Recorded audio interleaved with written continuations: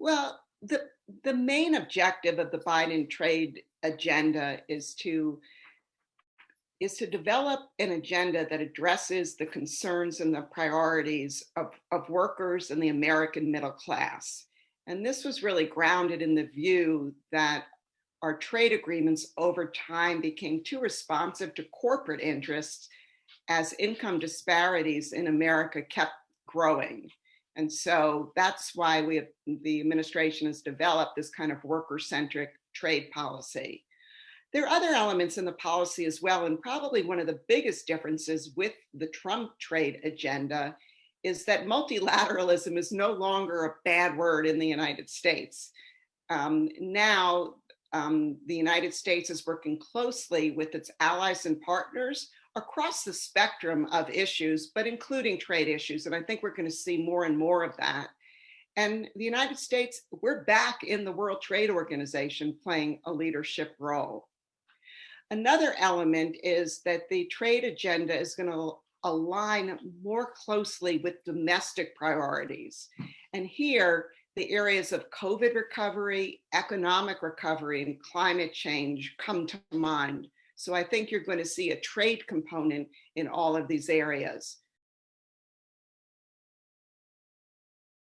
I think the Biden team is off to a good start, but here I would emphasize the word start, as Ambassador Tai has just begun. And frankly, her core staff of deputies have not even been named, much less confirmed by the Senate. And so it's going to take time to get her team up and running. In the meantime, the White House has been playing a central role on trade. And I think over time, this will be a strong partnership. But to the extent that trade becomes more and more a core component of the US foreign policy and domestic policy, I see USTR and the White House really working hand in glove. It's too early also to grade the Biden trade agenda, given that it's just getting up and running. But I think we've already seen some key signs, which I think were going to give us an idea of how they're going to proceed. I would point to the fact that early on, the Biden administration joined the consensus for the Director General Ngozi of the WTO. And, I think that shows we're very committed to multilateralism and working hard to get the WTO back in the driver's seat on trade. The administration also announced a 4-month suspension of tariffs with respect to the Boeing Airbus dispute.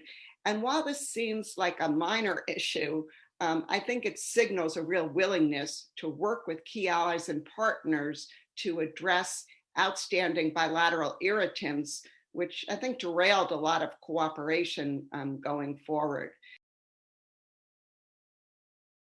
Well, the origins of this policy, of a foreign policy for the middle class and a more worker-centered trade policy, is really based on growing developments in the United States, but I think we see this in other countries where the benefits of globalization and technological advancement has really kind of sharpened economic polarization in countries and has produced income inequities.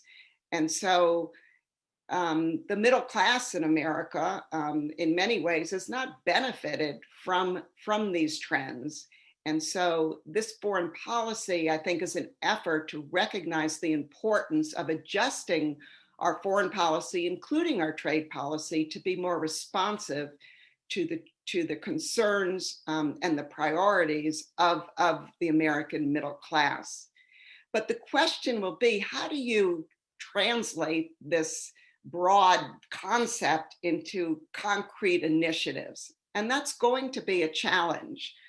In some ways, I think we can take signals from the US Mexico-Canada agreement, the USMCA under the Trump administration, under which the House Democrats, in working with Ambassador Lighthizer, inserted kind of novel provisions into the USMCA, making the labor provisions more enforceable, increasing the rules of origin to discourage offshoring, and really lowering investment protections in trade agreements.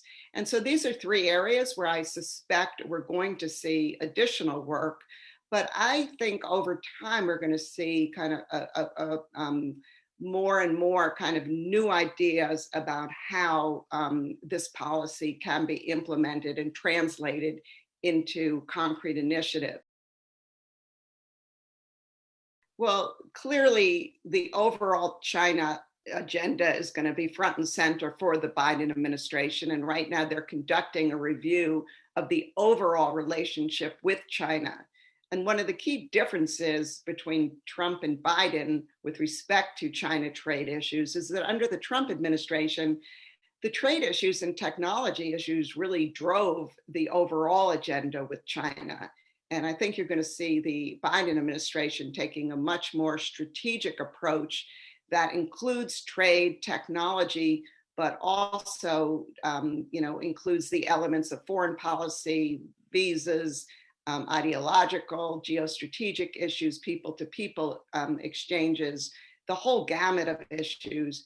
And the review is underway now. It's going to take some time, but we're already seeing, again, signals of what this policy will look like. And a distinguishing feature of this policy will be to abandon the go it alone approach of Donald Trump.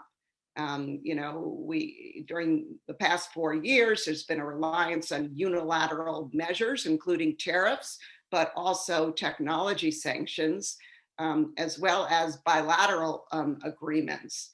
And we're already seeing the emergence of a collective approach towards China.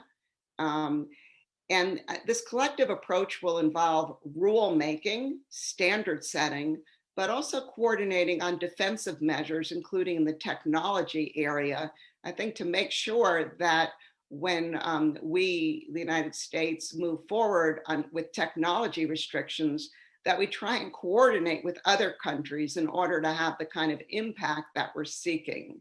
I would also just emphasize here that the Biden administration will be constrained by Congress in moving quickly in this area. There'll be a lot of congressional consultation, and I think a hesitancy to do anything that would signal any weakness to the US Congress. One thing that's critical, if the United States if we're going to be back in the Indo-Pacific region, we're going to have to put trade on the agenda. This is a key issue for our partners in the Indo-Pacific. And no matter what we do with respect to security issues or issues regarding politics or people-to-people exchanges, et cetera, they're not going to be effective without a robust economic and trade agenda.